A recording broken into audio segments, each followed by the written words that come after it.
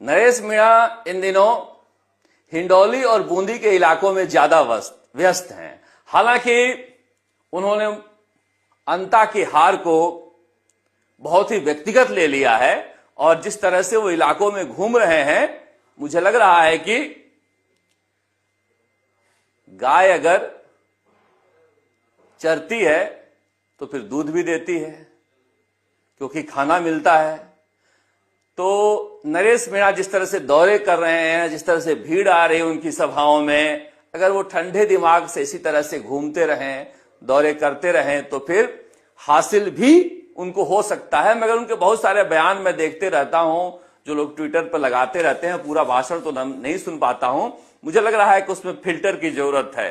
वो जो दिल में आता है वही बातें जनता के बीच कह देते हैं। अब देखिए, दिल वाली बातें जो आप कहेंगे, आपके कहने का भावार्थ कुछ और हो सकता है और सुनने वाले का अर्थ कुछ और हो सकता है। वो अनर्थ भी निकाल सकता है और तरह तरह से उसे बाजार में पेश कर सकता है। इसलिए जिस तरह से वो संयमित तरीके से फिलहाल चल रहे हैं, अपने भाषणों पर भी कंट्रोल रखना होगा।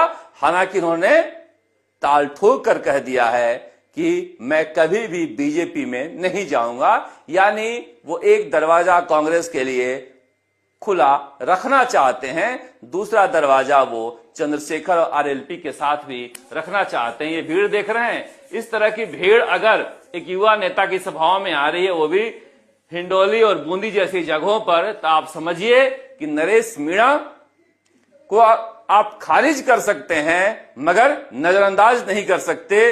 इस नौजवान नेता के साथ नौजवानों की बड़ी भीड़ दिखाई दे रही है।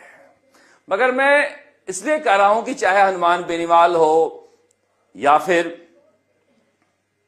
डॉक्टर किरोड़ीलाल मीणा हो और उसमें अब नरेश मीणा भी जुड़ जाएं, ये तीसरी ताकतें जो हैं वो भ्रष्टाचार के खिलाफ ज्यादा आक्रामक तरीके से अपनी बात कह सकती है, क्योंकि इनके पास खोने के लिए कुछ नहीं होता है। जो कुछ होता है पाने के लिए होता है। इन्हें जनता के प्यार के अलावा कुछ चाहिए भी नहीं। इसलिए ये उस लड़ाई को लड़ सकते